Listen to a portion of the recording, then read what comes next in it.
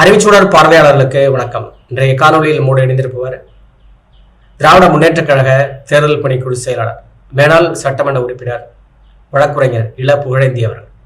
Sir வணக்கம். அனைவருக்கும் வணக்கம். கேளுங்க. இப்ப தேர்தல் பிரச்சாரம் பெரிய அளவுக்கு சூடு பிடிச்சிருக்கு. மகாராஷ்டிராவில இருந்து தமிழ்நாட்டுக்கு வந்த தேர்தல் பிரச்சாரத்துக்காக வந்த பாஜகவுடைய முதலமைச்சர் ஒரு செய்தி பேசியிருக்காரு. மதுரையில உங்களுக்கு மெட்ரோ வேணும்னா பாஜகவுக்கு நீங்க ஓட்டு போடணும் அப்படின்னு சொல்லி பேசியிருக்காரு. அதை கடுமையாக கண்டனம் தெரிவித்து தமிழ்நாடு முதலமைச்சர் தளபதி ஸ்டாலின் அவர்கள் பதில் உரை தந்திருக்காங்க. இதை எப்படி பாக்குறீங்க? உங்களுடைய கேள்வியிலேயே ஒரு மிகப்பெரிய இந்திய அரசியலமைப்பு சட்ட குறித்தான விளக்கம் தர வேண்டிய ஒரு நிலை இருக்கு. நம்முடைய மாண்புமிகு முதல்வர், எங்களுடைய தலைவர் அண்ணன் தளபதி அவர்கள் இந்த மகாராஷ்டிரா சிஎம் முதலமைச்சர் ஒரு இடத்துல ஓட்டு கேட்க வர்றாரு. இது ஒன்னும் பார்லிமெண்ட் தேர்தல்லாம் கிடையாது, இது அசம்பிளி தேர்தல். ஒரு முதலமைச்சராக நீ இருந்துகிட்டு இருக்க. பிஜேபியினுடைய லட்சணத்துக்காக சொல்றேன். பாரதிய ஜனதாவில எந்த பதவியில் இருந்தாலும் அந்த பதவியை பற்றியோ அவர்களுடைய அதிகார நிலைகளை பற்றியோ ஒன்னும் தெரியாது, ஒன்னும் கவலைப்படுறதே கிடையாது. இவர்களை ஆட்டி வைக்கிறது RSS என்பதற்கு இது ஒரு உதாரணம். இங்க மதுரையில மெட்ரோ வேணும்னா பிஜேபிக்கு ஓட்டு போடு. பிஜேபிக்கு ஓட்டு போட்டா மதுரையில மெட்ரோ வந்துடும். அப்படின்னா என்ன அர்த்தம்? அதுக்கு என்ன அடிப்படை? அததான் நம்முடைய முதலமைச்சர் என்ன கண்டிச்சிருக்காங்கன்னா, நீ ஒரு முதலமைச்சர், அரசியலமைப்பு சட்டப்படி உறுதிமொழி எடுத்திருக்கிற. அரசியலமைப்பு சட்டப்படி உறுதிமொழி எடுத்து எல்லா வகையிலேயும் எல்லா தரப்பு மக்களுக்கான ஒரு உண்மையான ஒரு நிலையில பணியாற்ற வேண்டிய நீங்க அதையெல்லாம் தூக்கி ஓரம் கட்டி வச்சுட்டு எங்க மாநிலத்துக்கு மெட்ரோ ரயிலை பத்தி நீ பேசுற. வன்மையாக கண்டிக்கிறோம், எச்சரிக்கை செய்கிறோம். நம்ம முதல்வர் அற்புதமாக சட்ட ரீதியான கண்டனத்தை தெரிவித்தார். அததான் நம்ம கவனிக்கணும். ஏன்னா இதன் உள்ள இருக்கக்கூடிய என்னுடைய உட்கருத்தை பாருங்க. நீங்க ஓட்டு போட்டாதான் மெட்ரோ வரும், இல்லைன்னா மெட்ரோ வராது. பிளாக்மெயில் பண்றியா? அதுதான் முதல்வர் கேட்கிறாரு. அது என்ன பிளாக்மெயில் பண்றது? இது எங்க கத்துக்கிட்டு வரீங்க? அப்போ பிஜேபியினுடைய நிலைகள், பிஜேபியினுடைய அதிகார பீடத்துல இருக்கிறவங்க இப்போ தமிழ்நாட்டிற்கு ஒரு ஆளுநரை கொண்டாந்து விட்டாங்க.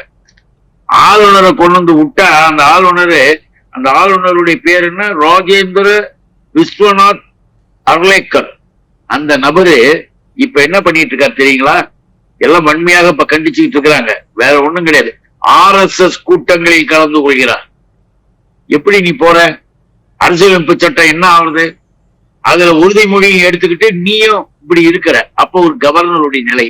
கவர்னர் இங்க இருந்து போறாரு, போயிட்டு பத்திரிகை செய்தியை வந்துச்சு பாருங்க. அவர் கலந்து கொள்கிறது RSS ஆதரவு அமைப்பாக சுவாமி விவேகானந்தா சேவா கேந்திராவில் ரத்த வங்கி நிகழ்ச்சி, ராமநாதபுரத்தில் ஆரிய வைத்திய பார்மசி, இன்னொன்னு சிஷா சமஸ்கிருத உத்தன் நியாஸ். இதெல்லாம் தமிழ்நாட்டுக்கு ஆளுநரா போட்டவர் இப்ப போய் கலந்துக்கிறார். இதெல்லாம் என்ன அர்த்தம்? இந்தியாவினுடைய அரசியலமைப்பு சட்டத்தை சிறிது அளவு கூட மதிக்காத ஒரு நிலை என்பது மட்டுமல்ல, எதிர்காலத்தில் நமக்கு ஒரு எச்சரிக்கை மணி. இது நாங்க இப்படிதான் இருப்போம், எங்களுக்கு முழுமையான அதிகாரம் வந்தா நாங்க இன்னும் செய்வோம். இப்போ ஒரு தீர்மானம் போட்டிருக்காங்க தெரியுங்களா? RSS மாநாட்டில் ஒரு தீர்மானம். என்ன தீர்மானம்? இந்தியாவில் சாவர்கர் அவருடைய கருத்துப்படி மாநிலங்கள் கலைக்கப்படும், எந்த மாநிலமும் இருக்காது. இந்தியாவை 60 பிரிவாக நாங்கள் பிரித்து விட்டு ஒரே அரசாங்கம் தான் இருக்கும். எப்படி இதனுடைய அர்த்தம்? இதுக்கு பேருதான் RSS. அதை செய்யக்கூடிய அளவிற்கு இன்னைக்கு இப்படிப்பட்ட நிலைகள். திராவிட கழக தலைவர், நம்முடைய தமிழர் தலைவர் ஆசிரியர் ஐயா அவர்கள் மிகவும் கடுமையாக, மிகவும் தெளிவாக, அறிவுபூர்வமாக இவர்களை சந்திக்கின்ற விதத்தில் ஆர்குமெண்ட் வைக்கிறார். மக்களிடம் பிரச்சாரத்தை கொண்டு போறார். நம்முடைய முதலமைச்சரும் அவரோடு இருந்து பணியாற்றுகிறார்கள். ஆக திராவிட இயக்கம் அவர்களுக்கு பிடிக்கல. இன்னைக்கு மும்மொழி திட்டத்தை கொண்டு வரணும், தேசிய மும்மொழி திட்டம். அது தர்மேந்திர பிரதான் மந்திரி, யூனியன் கவர்மெண்ட் தேசிய கல்விக் கொள்கை கொண்டு வரதுக்கு. அதுக்கும் நம்முடைய முதல்வர் ஏற்கனவே சொன்னார். தமிழ்நாட்டின் கல்விக் கொள்கைக்கு இருமொழி கொள்கை இருக்குது. இந்த இருமொழி கொள்கையில நாங்கள் செயல்படுத்தி கொண்டு வரோம். கல்வித்துறைக்காக நீ ஒதுக்க வேண்டிய 3250 கோடி இன்னும் தரல. அப்ப தமிழ்நாட்டில் படிக்கக்கூடிய மாணவர்களுடைய கல்வியில மண்ணை தூக்கி போடுற பாவிகளாக இருக்கிற நீ எதுக்கு தமிழ்நாட்டு ஓட்டு கேட்க வர? ஜிஎஸ்டி நீங்க இதெல்லாம் நாங்க தரணும்னா நீங்கள் எங்களுடைய இதை தேசிய கல்வித்துறை சொல்லிட்டார், நீ 10,000 கோடி கொடுத்தா கூட எங்க தாய் தமிழ்நாட்டில் இருமொழி கொள்கை தான், இது தந்தை பெரியாரின் மண், அறிஞர் அண்ணாவினுடைய நாடுன்னு தெளிவாக எடுத்து அவர்களுக்கு முகத்தில் இருந்த போல் பதில் கொடுத்தார். ஆனா இன்னைக்கு மீண்டும் இந்த பிரச்சனையை தொடங்கிருந்தோம். இதை தொடங்கி இருக்கிறதுனால இப்ப நாம ஒண்ணு புரிஞ்சுக்க முடியுது, இவர்கள் பன்மொழி கொள்கை என்ற பேர்ல தாய் தமிழினுடைய பெருமையை அழிப்பது. இருமொழி கொள்கை இருக்கிற தமிழ்நாட்டு பிள்ளைகள் கல்வியில உயர்ந்து இருக்கிறான். ஆனா பன்மொழி என்று சொல்லுகிற உத்தரப்பிரதேசம், குஜராத், மத்திய பிரதேசம், ராஜஸ்தான் போன்ற வட மாநிலங்களில் இருக்கிற கல்வி தரம் குறைந்து இருக்கிறது. அங்க படிக்கிற மாணவர்களுக்கு எதுவுமே தெரியல, வெளியில போய் வாழக்கூட முடியல. அந்த அளவிற்கு கேவலமாக நாம என்ன சொல்றோம், ஒழுங்கா அங்க படிக்க சொல்லிக் கொடு, அங்க இருக்கிற பிள்ளைகளுக்கு பாடம் சொல்லிக் கொடு, இங்கிலீஷ் இந்தியாவது ஒழுங்கா சொல்லிக் கொடு அவன் தாய்மொழிய. அதை விட்டுட்டு தமிழ்நாட்டின் மீது பாய்ந்து கொண்டிருக்கிறார். எச்சரிக்கை செய்கிறோம், பிஜேபி RSS கூட்டம் எத்தனை ஆண்டுகள் ஆனாலும் சரி, 100 ஆண்டுகள் ஆனாலும் சரி, 100 ஆண்டு ஆனாலும் சரி, இங்க கால வைக்க முடியாதுன்னு நம்முடைய முதலமைச்சர் மிக தெளிவாக அவர்களுக்கு முகத்தில் அறிந்தால் போல் பதில் கொடுத்திருக்கிறார். அதுலதான் இன்னைக்கு நீங்க சொன்ன இந்த பிளாக்மெயில் செஞ்சு பாக்குறது, இது கிடையாது அது கிடையாது. ஏற்கனவே இது ஒரு பிளாக்மெயிலு, ட்ரெயினுக்கு பிளாக்மெயிலு, நான் ஒரு பிளாக்மெயில் சொன்னேன்ல, நீ அதை கல்வி மும்மொழியை ஏத்துக்கிட்டாதான் இதை நாங்க கொடுப்போம், நிலுவையை கொடுப்போம்னு சொன்னாங்களே. இந்த மாதிரி பிஜேபி கவர்மெண்ட்டும் அமைச்சர்களும் இருக்கிறார்கள் என்பதை நான் இங்க பதிவு செய்யறேன். எதிர்கட்சி தலைவர் அதிமுக எடப்பாடி பழனிசாமி முதலமைச்சரை பார்த்து ஒரு பெரிய குற்றச்சாட்டை வச்சிருக்காரு. ஏராளமான பேர் பதில் சொல்லிட்டாங்க. தலைவர் கலைஞர் அவர்களை அவர் தளபதி ஸ்டாலின் அவர்கள் சிறைச்சாலையில் வச்சிருந்தது போல கடைசி காலத்தில் வச்சிருந்தார் என்று சொல்லியிருக்காரு. அதுக்கு முதலமைச்சர் தளபதி ஸ்டாலின் அவர்கள் நல்ல பதிலை கொடுத்துறாரு. நீங்க எப்படி பாக்குறீங்க? எடப்பாடியினுடைய இப்படிப்பட்ட கொடூரமான கற்பனைக்கு, யூகத்திற்கு நாம் மட்டுமல்ல நாடே எதிர்த்தது. பல்வேறு அரசியல் கட்சி தலைவர்களும் கண்டனம் தெரிவித்தார்கள். என்ன பேச்சு இது? ஒருத்தவங்க உடம்பு சேரல, உடல்நிலை சரியில்லாம இருக்காங்க, அவரை வீட்டில் வைத்து அவரை கவனமாக, தன்னுடைய தந்தை அவரை எவ்வளவு கவனமாக பார்த்து கொண்டிருப்பார்கள் பிள்ளைகள். அந்த வகையில நம்முடைய முதல்வர் அவர்கள் ஒரு மகனாக தனையனாக இருந்து தன் தந்தையை பார்த்து கொண்டிருக்கிறார். அதை போய் இப்படி பேசுறீன்னு சொல்லி எல்லாரும் கண்டனம் தெரிவிக்கின்ற பொழுதுதான் இன்னொன்னும் நம்ம நினைச்சு பாக்குறோம். உன்னையெல்லாம் உருவாக்கி உன்னை போன்றவர்களை உருவாக்குறவங்க எப்படி இருப்பாங்கன்றது வேறு, அந்த ஆர்குமெண்ட்டுக்கு போல. உன்னை போன்ற ஏமாற்று பேர்களை உருவாக்கி இருக்கிற ஒரு ஆளு, அது அவங்கள அதுக்கு மேல நான் உள்ள போகல. ஆனால் இந்த ஜெயலலிதாவை, உன்னுடைய தலைவியை எப்படி வச்சிருந்தீங்க? அவங்களுடைய மரணம் மர்மம் சொல்லல, எல்லாரும் ஆச்சரியப்பட்டு போல, ஏன் பார்க்க விடல, ஏன் கிட்டக்க போல? அவர்களுடைய மரணத்திலே மர்மம் இருக்கிறது. அவர்களை வீட்டுல வச்சுக்கிட்டு இருக்கும் போது சிறைச்சாலையில் வைத்திருந்தது நீயும் உன் கூட்டமும். ஜெயலலிதா நொந்து நூலாகி சித்திரவதைப்பட்டதாக கூட அப்ப செய்தி வந்தது. அதெல்லாம் போய் எடப்பாடி அதை நினைச்சுக்கிட்டு இத பேசுறது. இவங்களுடைய தலைவியை இவர்கள் கொடுமைப்படுத்தினார்கள், கொடூரம் செய்தார்கள் என்று அப்பெல்லாம் பல செய்திகள் எல்லாம் வந்தது. யாருமே பார்க்க கூடாது அப்படின்லாம் வச்சிருந்தாங்க. ஆனால் நாம எல்லோரையும் தலைவர் சிந்தித்தார். போகிறவர்கள் அனைவரையும் அவரை பார்க்க வைத்தார்கள். அவரை பார்த்தாலே எங்களை போன்றவர்களுக்கு ஒரு மிகப்பெரிய உற்சாகம் மற்றும் மிகப்பெரிய அளவிற்கு ஊக்கமும் கொள்கை வலுவும் உறுதியும் ஏற்படும். அவரை பார்த்துட்டு வெளியில் வந்தோம்னா திராவிட இயக்கத்துல இன்னும் 100 ஆண்டுக்கு அசைக்க முடியாத உணர்வுகளை ஏற்படக்கூடிய அளவுக்கு அவருடைய ஒரு வார்த்தையும் கொடுக்கும். தெளிவாக அந்த நேரத்துல நல்லா தெரிஞ்சுக்கணும், நாட்குறிப்பை தெரிந்து நட.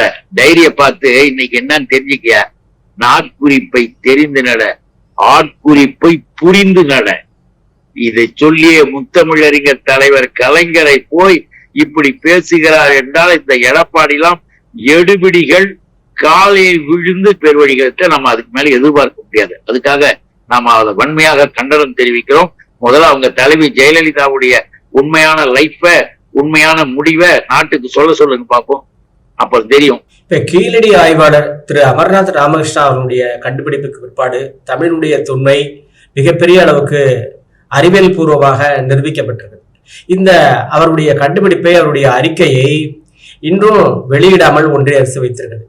இந்த சூழ்நிலையில அதை வெளியிடாமல் வைத்திருப்பது அல்லாமல் அவருடைய அறிக்கையில நிறைய மாற்றங்களை செய்து ஒன்றிய அரசு கேட்டிருந்தது. அதாவது தமிழுடைய தொன்மையாக அவர் குறிப்பிட்ட காலத்தை விட அதை குறைத்து கேட்கிறார்கள். அது மட்டுமல்ல, இந்த தமிழி என்று நீங்கள் சொல்லக்கூடாது, தமிழ் பிராமி என்று சொல்ல வேண்டும்.